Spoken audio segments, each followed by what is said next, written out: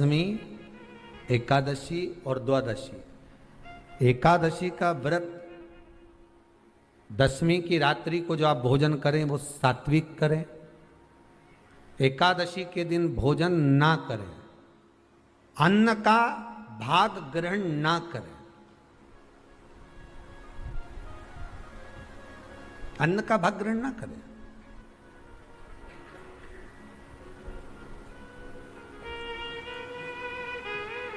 कितना सुंदर कहा है महाराज जी। यदि आपके यहां पर गौ माता है, आपके घर में अगर गौ माता विराज रही है,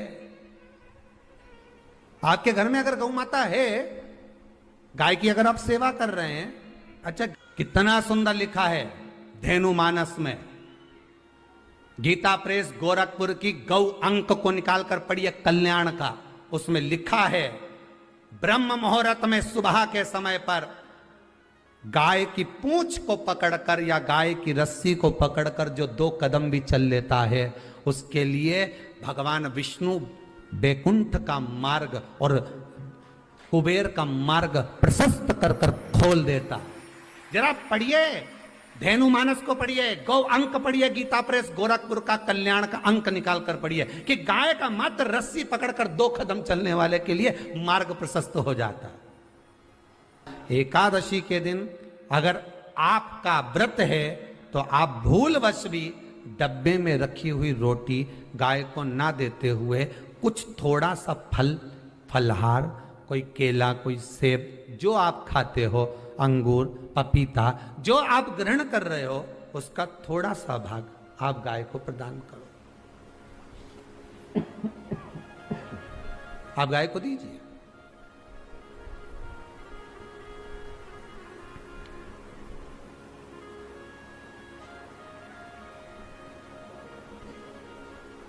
थोड़ा सा भाग आप गौ माता को प्रदान करो, थोड़ा सा।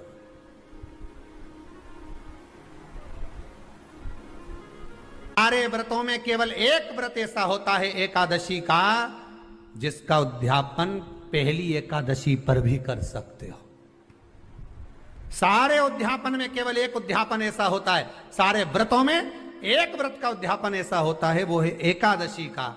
ये जरूरी नहीं कि 26 पूरी होगी तभी तुम करोगे, या तो पहली में ही कर लो या फिर 26 पूरी हो तब कर। पर उद्यापन, अब तुमको ऐसा लगे कि हाँ मैं अभी तो जीऊंगी हो, अभी तुम्हारा बाल भी धोला नहीं हुआ, तुमको ऐसा लगे तो अभी तो मैं तो बढ़िया,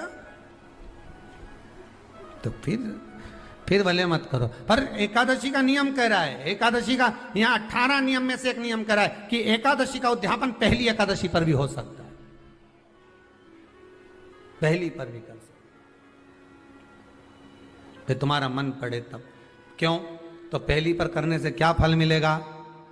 तो एकादशी की नियमावली कहती है, अगर मान लो आपने पहली एकादशी पर भी उद्यापन कर लिया, इसके बाद में जितनी एकादशी करोगे वो सारी तुम्हारे खाते में जुड़ती जाएगी। मतलब बैंक में खाता खोल लो, ठीक है, खाता खोल लिया, अब जितना कमाता जाओगा उसमें डालते जाओ, जितनी कमाई करके लाओगे उसमें जमा करते जाओ। एकादशी एक बार उद्यापन पहले में भी हो गया तो बाकी का पुण्य तुम्हारे खाते में आ जाए, उसका पुण्य। एकादशी का उद्यापन बड़े महीने में माघ शुक्ल एकादशी के दिन, माघ का महीना हो, शुक्ल पक्ष की, जम के बोलिए, एकादशी हो, प्रयास करना कि आप उद्यापन करें, भले 5, 10, 11, 12 जितनी एकादशी हो जाए, 26 हो जाए तो ज़्यादा अच्छी है, नहीं तो आप करें तो माघ महीने की शुक्ल पक्ष की एकादशी के दिन आप उद्यापन करें, प्रयासरत करें, प्रयासरत। बड़े महीने के अंतर्गत जो उद्यापन, हाँ चतुर्मास के अंतर्गत उद्यापन नहीं होता एकादशी का, बहुत ध्यान दीजिए हमारा। ये जो सावन भादो कुंवर कार्तिक जो 4 महीना होते हैं भगवान के शयन करने के, इसके अंतर्गत एकादशी का उद्यापन नहीं होता, और इसके अंतर्गत उद्यापन करना भी नहीं चाहिए एकादशी हमारा। एकादशी का उद्यापन माघ महीने की शुक्ल पक्ष की एकादशी के दिन आप बहुत प्रेम से आनंद के साथ करिए महाराज। परंतु एकादशी के उद्यापन में सबसे ज्यादा अगर कुछ जरूरी होता है तो 24 तरह का नैवेद्य जरूरी होता है। कितने तरह का? 24 तरह का नैवेद्य। अब आप कहोगे गुरुजी उद्यापन हम कर रहे हैं एकादशी का, तो उसमें तो फलहार का हमें नैवेद्य बनाना चाहिए। तो फिर ये पुराण के अंतर्गत स्कंद पुराण में ये चीज लिखी है कि एकादशी का जब उद्यापन करते हैं तो 24 तरह का नैवेद्य बनाकर सिद्ध करते हैं। 24 तरह का नैवेद्य जान रख लेना का हलवा बना लो, खीर बना लो, पूड़ी बना लो, सब्जी बना लो, पकोड़ा बना लो, भजिया बना लो, ऐसे 24 तरह का नैवेद्य अलग अलग चाहिए। पर लोग क्या करते हैं, खोपरा पाक बनवा लेते हैं 1-2 किलो और 24 जगह रख देते हैं। स्वीकृत नहीं है। 24 तरह का नैवेद्य रखा जाता है। महाराज एकादशी के दिन भगवान के पूजन का पूरी तैयारी कर कर मंडल आदि बनवाकर विद्वान ब्राह्मण को बुलाकर, कर्मकांडी ब्राह्मण को बुलाकर जो भगवत सेवा में एकादशी का उद्यापन कराए, उन ब्राह्मण के चरणों को नमन कर कर, प्रणाम कर कर एकादशी का पूजन करवाइए और उस मंडल की पूजन कराकर हवन द्वादशी को कराइए। एकादशी को हवन नहीं। एकादशी के उद्यापन का जो हवन होता है वो द्वादशी को।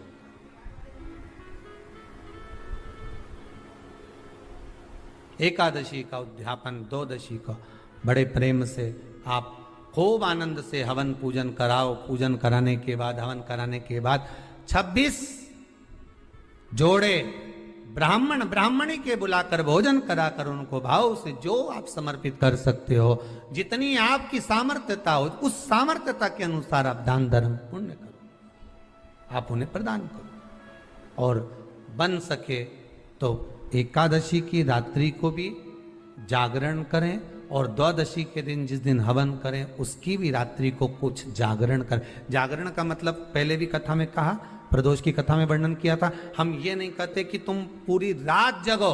हमारा तो निवेदन है 15 मिनट का करो, आधे घंटे का करो, 20 मिनट का करो, पर रात्रि के समय थोड़ी देर अगर एकादशी का उद्यापन कर रहे हो तो जागरण थोड़ी सी देर अवश्य करें। नहीं कर सकते अकेले बैठकर राम नाम जप लें, भजन कर ले, पर करो। कि नारी के मुख से अगर एक बार निकल जाए कि मेरी जिंदगी तुमसे विवाह कर कर बेकार हो गई, उस समय नारी का साथित्व समाप्त हो जाता है। इसलिए माताओं आपसे निवेदन है, जिंदगी में सारी लड़ाई लड़ना, सब कुछ बोलना, पर अपने पति से यह मत कहना कि तुमसे विवाह कर कर मेरी जिंदगी बेकार हो गई। क्योंकि विवाह तुमने किया है पर भाग्य उसने लिखा है। भाग्य लिखने वाला वो है। और आपसे फिर निवेदन करूंगा, राम मंदिर जाओ, कृष्ण मंदिर जाओ, शिव मंदिर जाओ, भवानी के मंदिर जाओ, तुम्हारे 33 कोटि देवताओं के मंदिर चले जाओ, गणेश जी के मंदिर जाओ, तुम्हारी मर्जी पड़े उस देवता के मंदिर जाना, कोई तुम्हारा भाग्य नहीं बदल सकता। जो तुम्हारी किस्मत में लिखा है वो तुमको भोगना पड़ेगा। तो बदलेगा कौन? तो उसका भी प्रमाण हमारे यहाँ शिव महापुराण कहती है। एक पारो नाम की विधवा स्त्री थी।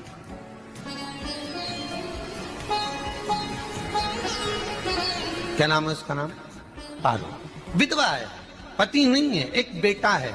और विधवा स्त्री जो थी वो गर्भ से थी, उसका संतान नहीं हुई थी, पति मर गया था, वो गर्भावस्था में बेटा रह गया और पति चले गए। पारो बड़ी दुखी थी, भगवान का भजन करती बहुत, घर में कुछ भी नहीं था। जो व्यापारी, जो धन था उसके पति का, वो सब लोग खा गए। जब जैसे व्यक्ति जब तक जीवित है तब तक संसार उसका है, जैसे ही वो गया उसका सारा धन भी उसके साथ चला गया। व्यापार धन रो। पारो आंखों से अश्रु बहता है, नैनों से जल बहता है, नैनों से बिंदु बहता है। और पारो की आंखों से जब आंसू बह रहा है, अश्रु निकल रहा है, जल बह रहा है, बेटे को जन्म दिया, उसने सोचा अपनी जिंदगी तो बेकार हो गई, पर बेटा जन्म लिया तो इसका नाम अच्छा रख दूं तो हो सकता है भाग्य आगे अच्छा हो। तो उसने उसका नाम भाग्य सिंह रख दिया। क्या नाम रखा? भाग्य सिंह। भाग्य अच्छा रहेगा इसका, तो हो सकता है कुछ अच्छा कर ले। पर बेटे की भी किस्मत इतनी प्रबल नहीं थी। माँ जगह जगह बर्तन मांझ कर काम कर कर बच्चे का पालन कर ली। बच्चा थोड़ा बड़ा हुआ। माँ मेरे सारे मित्र सेठ हैं, अब मेरा ही किस्मत, मेरा ही भाग्य ऐसा क्यों है? मेरी ही किस्मत ऐसी क्यों है ऐसा?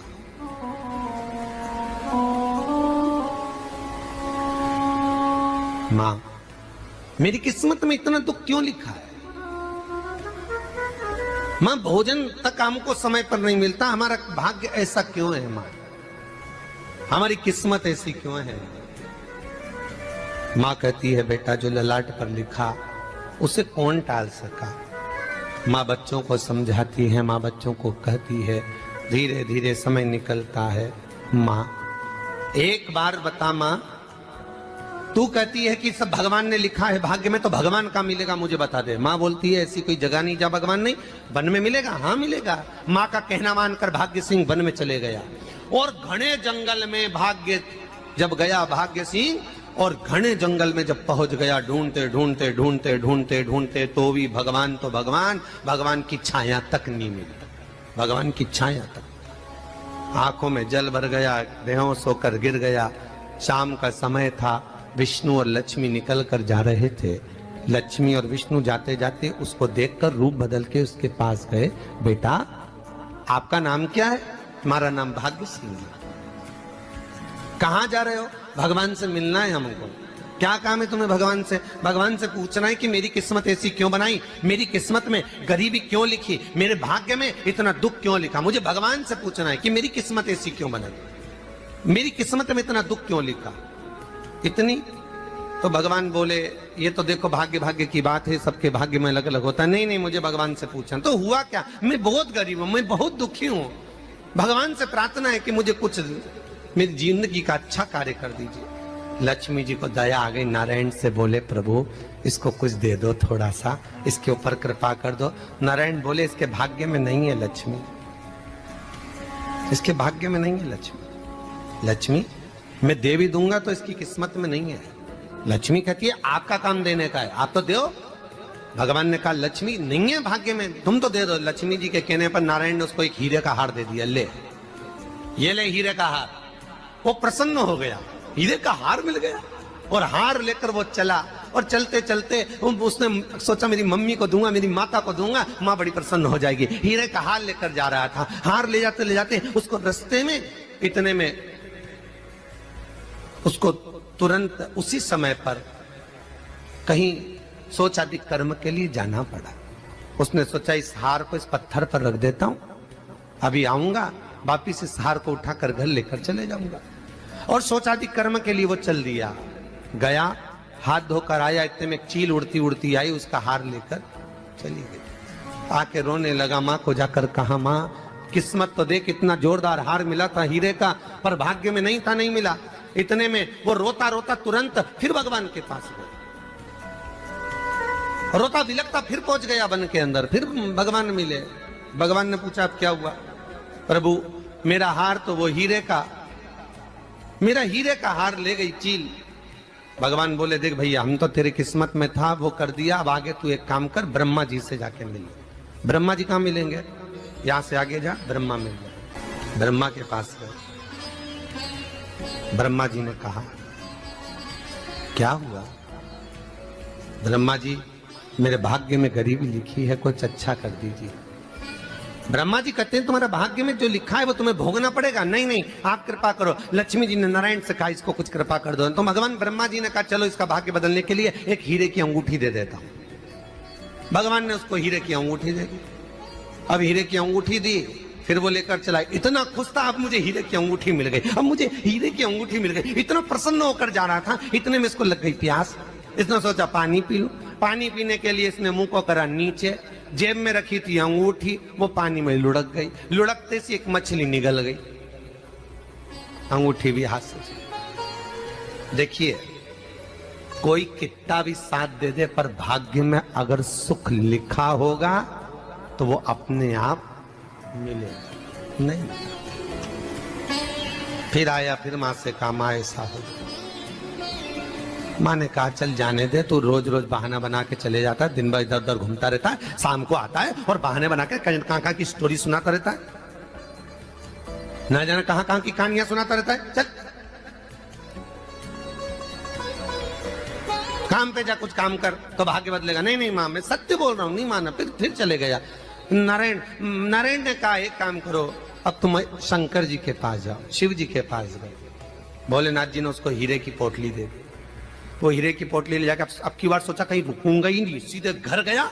मम्मी को याद करा, माँ नहीं थी। उसने एक लोटे के अंदर हीरे रख दिए। मैं माता को ढूंढ के आता हूँ। माँ को ढूंढने गए, इसमें चोर घुस गए घर के अंदर, लोटा ही ले गए। फिर आके देखा, फिर माँ ने कहा, फिर बहाने बनाया तूने, फिर स्टोरी सुने, फिर कहानी सुने।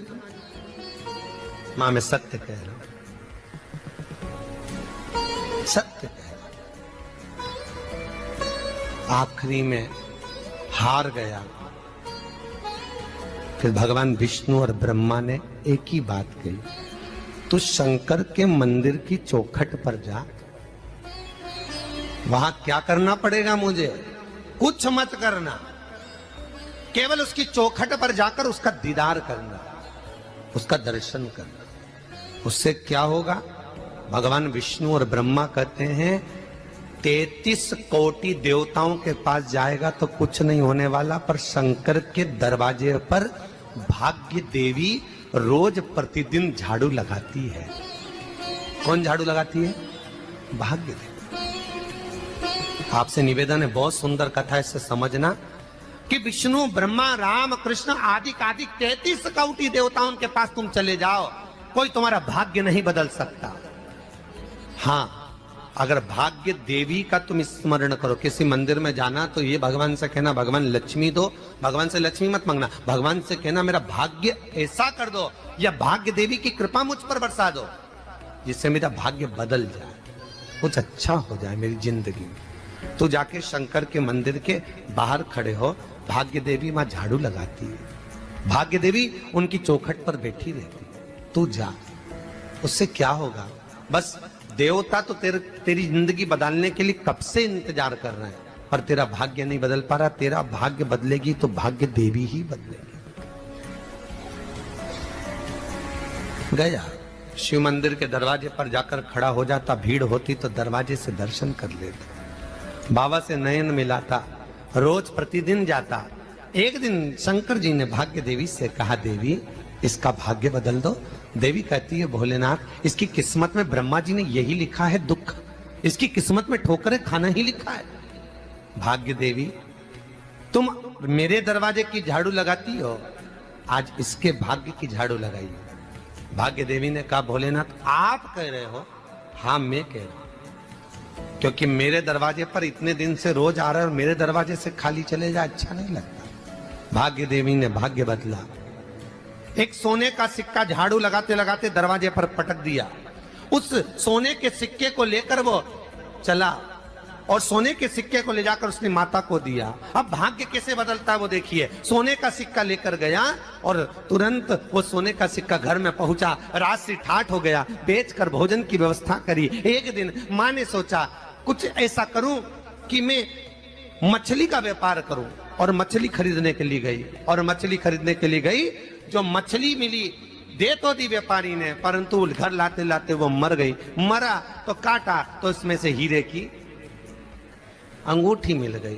अंगूठी तो मिली, इतने में मां ने कहा देखो भगवान ने बड़ी कृपा करी, हीरे की अंगूठी मिली। बेटे ने कहा ये मेरी ही अंगूठी है, मछली निगल गई थी। मां ने कहा बेटा जाओ, थोड़ा आज ब्राह्मण भोजन करने आएंगे, थोड़ी लकड़ी काट कर लिया। बेटा लकड़ी काटने गया, एक पेड़ पर, सूखे पेड़ पर चढ़ा लकड़ी काटने के लिए। काटते काटते उसको पेड़ की डाली पे एक हार टंगा हुआ दिख गया।